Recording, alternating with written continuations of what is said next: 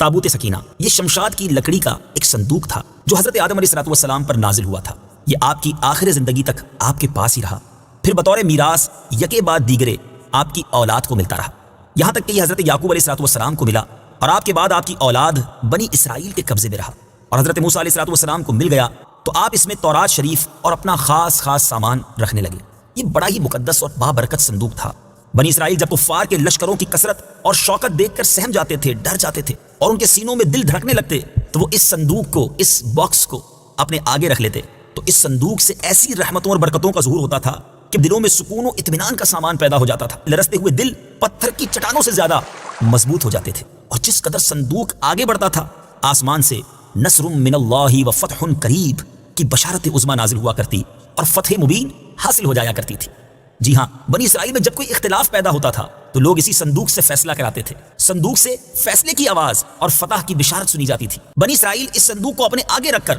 اور اس کو وسیلہ بنا کر دعائیں مانگتے تھے تو ان کی دعائیں قبول ہوتی تھیں اور بلاؤں کی مصیبتیں اور وباؤں کی آفتیں ٹل جایا کرتی تھیں۔ الغرض یہ صندوق بنی اسرائیل کے لیے تابوت سکینہ یعنی برکت و رحمت کا خزینہ اور نصرت خداوندی کے نزول کا نہایت مقدس اور بہترین ذریعہ تھا۔ مگر جب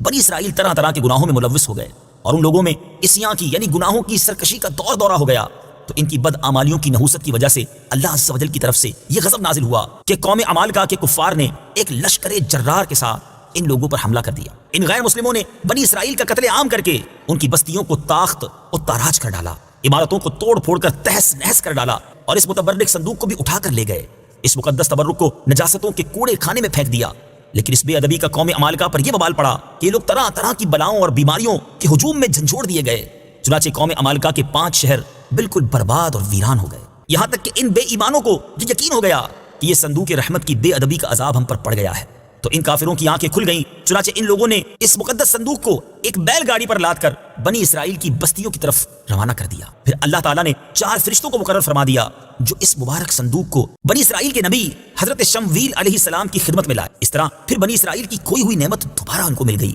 اور یہ صندوق ٹھیک اس وقت حضرت شمویل کے پاس پہنچا جبکہ حضرت شمویل علیہ السلام نے طالوت کو بادشاہ بنایا تھا، اور بنی اسرائیل طالوت کی بادشاہی تسلیم کرنے پر تیار نہیں تھے، اور یہی شرط ٹھہری تھی کہ مقدس صندوق آ جائے تو ہم طالوت کی بادشاہی تسلیم کر لیں گے۔ چنانچہ صندوق آ گیا اور بنی اسرائیل طالوت کی بادشاہی پر رضامند ہو گئے۔ اب آپ غور کر رہے ہوں گے کہ اس تابوت سکینہ میں تھا کیا؟ اتنا مبارک، اتنی فضیلتیں بیان ہو رہی ہیں اور قرآنی واقعہ ہے۔ اب آئیے سنیے تابوت سکینہ میں کیا تھا۔ اس مقدس صندوق میں حضرت موسیٰ علیہ الصلوۃ والسلام کا عصا اور ان کی مقدس جوتیاں، اور حضرت ہارون علیہ الصلوۃ والسلام کا عمامہ، حضرت سلیمان علیہ الصلوۃ والسلام کی انگوٹھی، تورات کی تختیوں کے چند ٹکڑے، کچھ منو سلوا، اس کے علاوہ حضرت انبیاء کرام علیہ الصلوۃ والسلام کی صورتوں کے حلیے وغیرہ، یہ سب سامان اس میں تھے۔